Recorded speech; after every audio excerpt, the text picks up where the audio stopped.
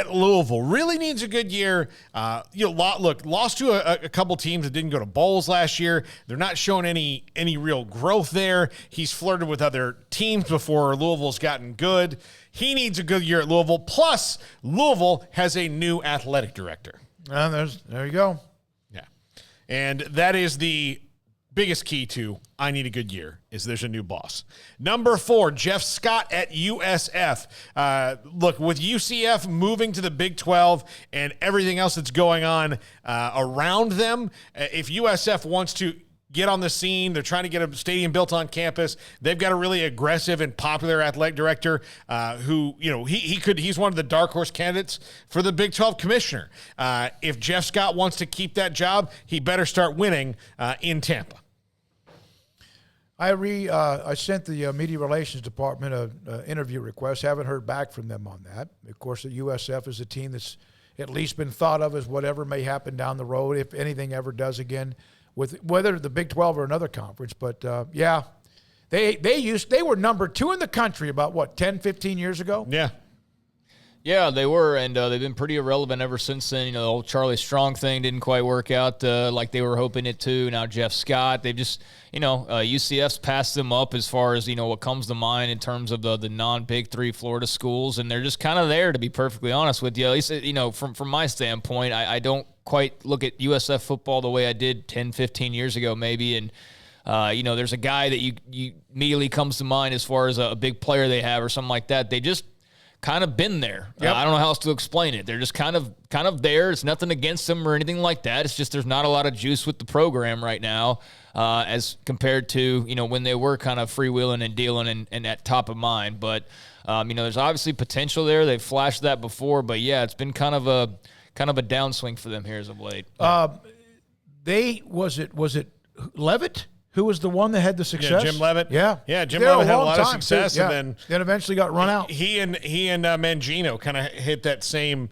stride at the same time of getting rowdy with the players. Number 3, Neil Brown at West Virginia. Look, JT Daniels transferred in. Graham Harrell is an excellent hire as the offensive coordinator, but Neil Brown needs a good year. I mean, if just judging by the West Virginia fans that interact with us, he is not insanely popular there right now. Dude needs a good year. No, because they've been fine. Like they're just, again, another team that's there. I like West Virginia. I think a good West Virginia is good for the Big 12, and I like Neil Brown too. And I've been surprised they've had as many struggles as they've had. Now, some of those self-inflicted, some of them not. But that quarterback position. I don't want to harp on Jarrett Doege, and I say this like once a week. Once a week we bring up West Virginia, and I talk about I don't want to harp on him. But I think the change at quarterback should make a massive difference for them. And if it doesn't, then he's probably out of there because that's what he's got to hold his hopes on is that they show some level of like measurable progress this year. If they just barely make it to a bowl game again, that I don't know that will be satisfactory enough. Now, you don't have to go contend for the Big 12 either, but I do think that the kind of upside downside for him is you brought in JT Daniels. That's great. You should be better, but guess what comes with that? Expectations that you're going to be better. So you better be better, right? He's had a bunch of transfers leave, but they got some of that juice back with Daniels. So, hopefully that carries over for them. Yeah, I think the top 5 former USC QBs around the country might be a list for tomorrow or coming up. Number 2, Dino Babers at Syracuse. Kind of in the same boat as Neil Brown. He's had some wins that Syracuse hasn't had in a long time, but eventually he's got to take a step forward there. And that's tough started because pretty well, right? Yeah. But he beat Clemson once.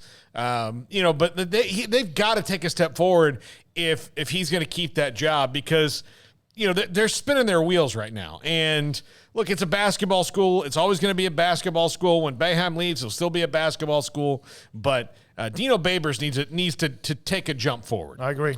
Some people would have hired him as Baylor head coach just a few years ago. Yeah. If you would have listened to message board folks, and taken their advice on who to hire. But not that I've had perfect, recommendations either. But, Dino's done fine, but I mean, again, another program that's just kind of there right now. What do you think of when you think of Syracuse football? Probably something from 20 years ago. Donovan McNabb. Yeah, I mean, he's been retired for 10 years from a pro career, so that's not great. Marvin Harrison, again, been retired for years and years now. So yeah, Dino's, Browse Tree, super exciting offense and all that. Worked his way up, but yeah, they're just kind of bleh right now. Yeah, and number one. Just for the sanity of my friend to the right here, Scott Frost needs a good year. I think you did this last year, and the number one last year was also Scott Frost. Yes, it shows you not much has changed in a year, except his entire coaching staff. It doesn't even affect me anymore. That's not true. That's denial. That's denial. That's like saying, that's the Oklahoma fans saying, like, Lincoln Riley's not a good coach. We don't need him. That's what that is. Yeah. I'm telling you, there's numbness. There's numbness. All right, thank you, Paul. Good stuff. Thank you very much. Tomorrow, we'll have Grayson Grundhafer on the weekend, who's going to come.